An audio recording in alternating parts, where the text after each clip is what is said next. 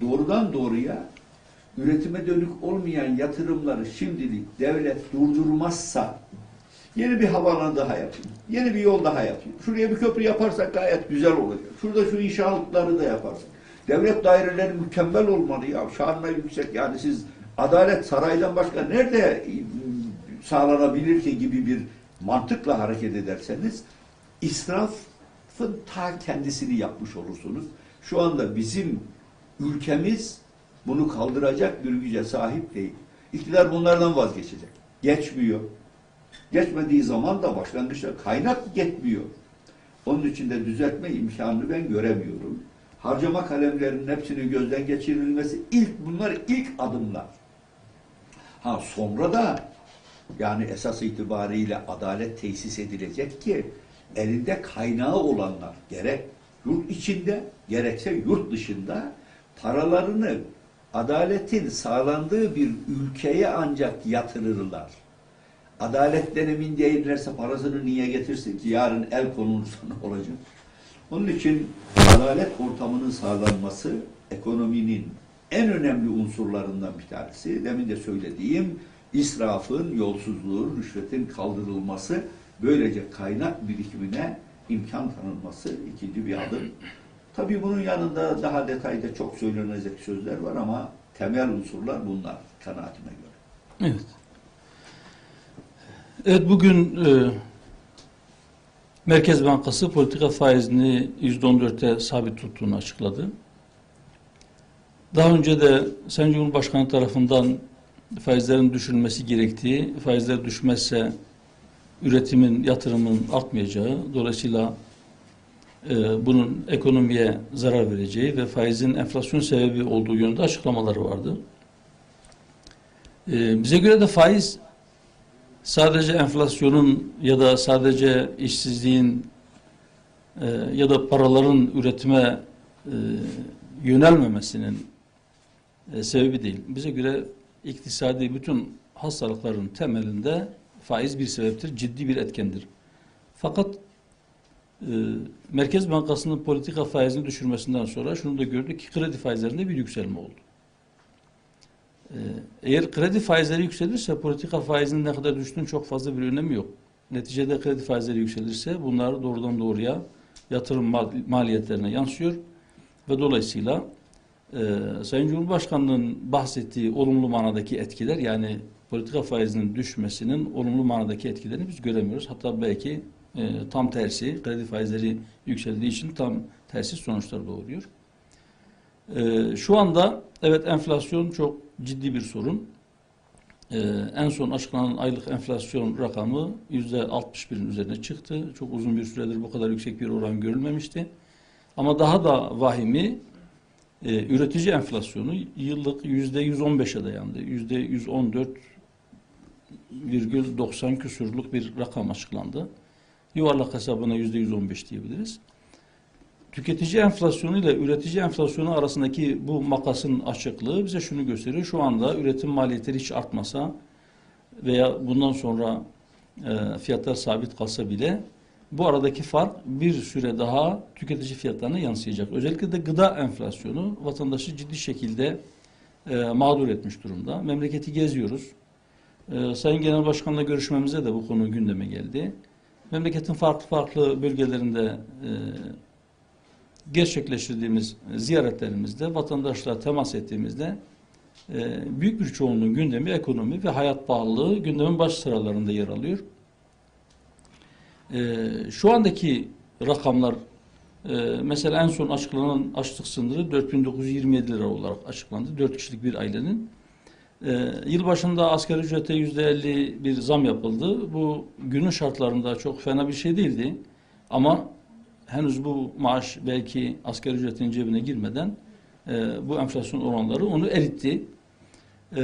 Mutlak surette bu fiyat artışlarının önüne geçmek lazım. Eğer bu mümkün değilse ki küresel piyasalardaki bazı etkiler de var işin içinde, ama Türkiye'deki fiyat artışlarını sadece bununla izah etmek mümkün değil. Çünkü evet, Avrupa'da da enflasyon var, Amerika'da da var ama aradaki fark çok fazla, bu kıyas kabul etmiyor. Ama biz hükümete şu çağrıyı yaptık. Buradan bir kez daha bu sorunuz üzerine yapmış olalım. Eğer siz fiyatları aşağıya çekemiyorsanız o zaman siz ücretleri yukarıya çekmek zorundasınız. Yani bir şekilde vatandaş kendi kazancıyla, kendi hayatını devam ettirebilmek için ihtiyaç duyduğu mal ve hizmetleri alabilmeli. Bu konuyla bağlantılı olarak asgari ücret işte üzerinden bir yıl geçmeden yeniden bir düzenlenir mi, düzenlenemez mi, olağanüstü şartlar gerçekleşmiş mi diye bir tartışma var. Bize göre şu anda asgari ücret açlık sınırının altındadır ve sadece bir kişinin geçimine yetmeyen asgari ücret ile 4 kişilik, 5 kişilik bir ailenin geçinmesi mümkün değildir. Hatta bize göre Haziran ayını da beklemeksizin asgari ücretle ilgili mutlaka yeni bir düzenleme yapılmak zorundadır. Sadece asgari ücret değil, asgari ücretin epey altında maaş alan emeklilerimiz var ki bunların önemli bir kısmı yaş itibariyle yeni bir iş yapabilecek durumda da değillerdir. Onların da mutlaka insanca yaşamalarına yetecek bir seviyeye bu maaşları çekmek gerekir. Mutlaka bunun bir yolu bulunmalıdır. Gıda fiyatları ile ilgili bir de şunu da söylemem gerekir. Temas kurduğumuz çiftçiler tarımsal girdilerin fiyatlarından çokça şikayet ediyorlar. Haklı bir şekilde. Mazot fiyatları ile ilgili olarak biz hükümete şu çağrıda bulunduk. Çiftçiye verdiğiniz mazottan ÖTV almaktan vazgeçin. Onu vergilerden arındırın. Bu tarımsal girdileri en azından bir nebze bir aşağıya düşürür. Diğer konularda da çiftçiye mutlaka ve aynı zamanda hayvancılıkla uğraşanlara da destek çıkılması gerekir ki vatandaş daha ucuza gıda temin edebilsin ve karnını doyurabilsin. Evet. İlker Ajansı'ndan Sait Çelik, Başkan Hüdapar'ın üçlü ittifak ile ilgili düşünceleri nelerdir? Bir de son zamanlarda yaşanan işkencelerle ilgili işkenceler gündemde.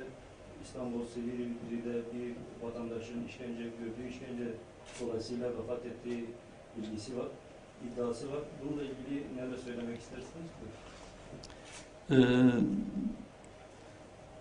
Üçüncü ittifak mı, üçlü ittifak mı? Üçlü ittifaksa yani başka bir kapıya çalışıyor. Eğer üçüncü ittifaksa daha önce de bize soruldu. Şu anda mevcut 2 tane ittifak var. Üçüncü bir ittifak olur mu? Mümkündür diyoruz.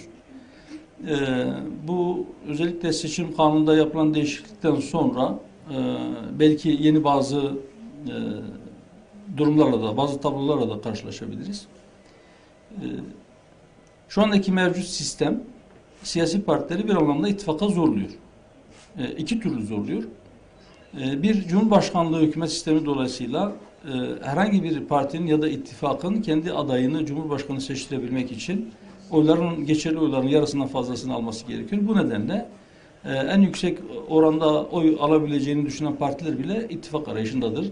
İttifaklara belki yeni bazı katılımları da sağlamak için bir çaba içerisinde olabilirler. Öte taraftan bir baraj sorunu var.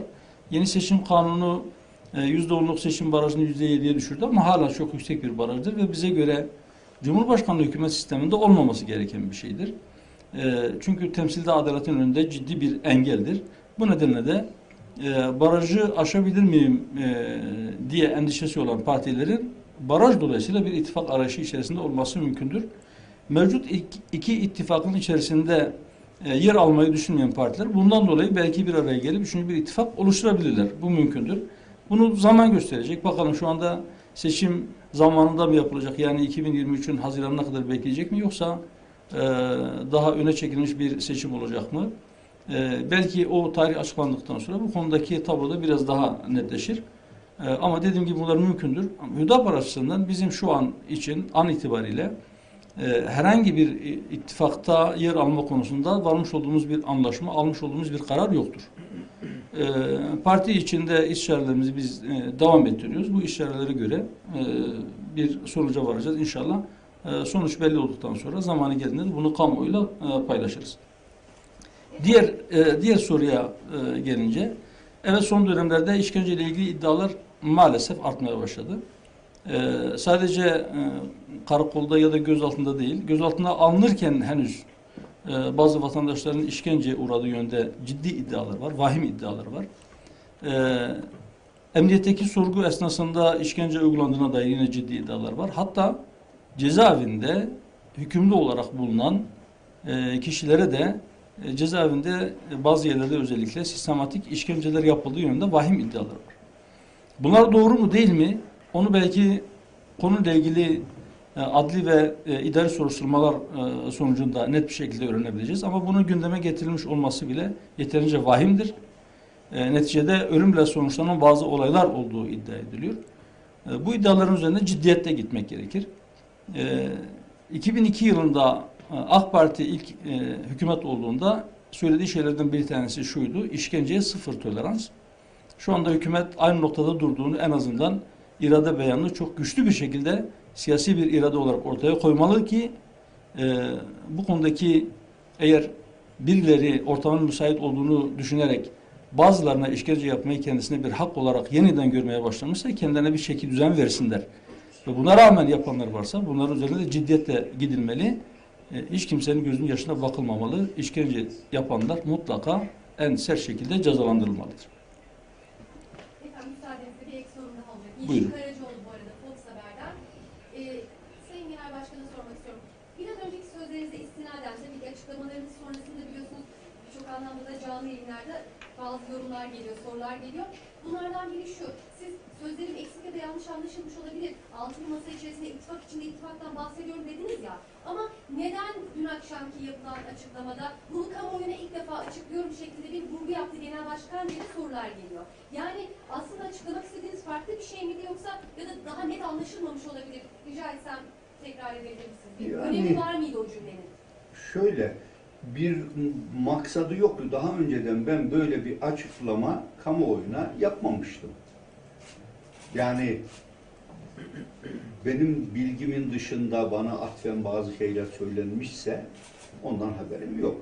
Ama bunun bir ihtimal olduğunu ifade ettim, o kadar. Yani çok abartılacak bir şey olduğu kanaatinde değilim. Ama bir ihtimaldir. Öyle bir ihtimal var. Onu ifade etmek istedim. Hatta onun dışında da olabilir. Yani bütün bunlar seçime giderken herkesin aklından 50 tane soru geçer. 50 tane de farklı cevap gelir. Ama bunları hemen somut bir neticeye bağlamak isabetli olmaz kanaatinde. Evet. Tamam.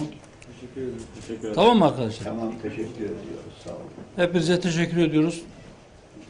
Tekrar Ramazan-ı Şerifleriniz mübarek olsun. Şimdiden bayramınız mübarek olsun.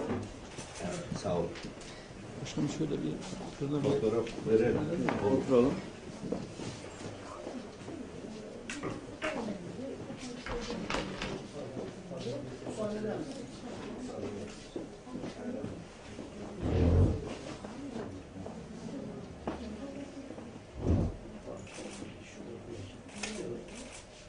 Başkan bozmayın. Sırayla alacağız. Evet. Haber misiniz?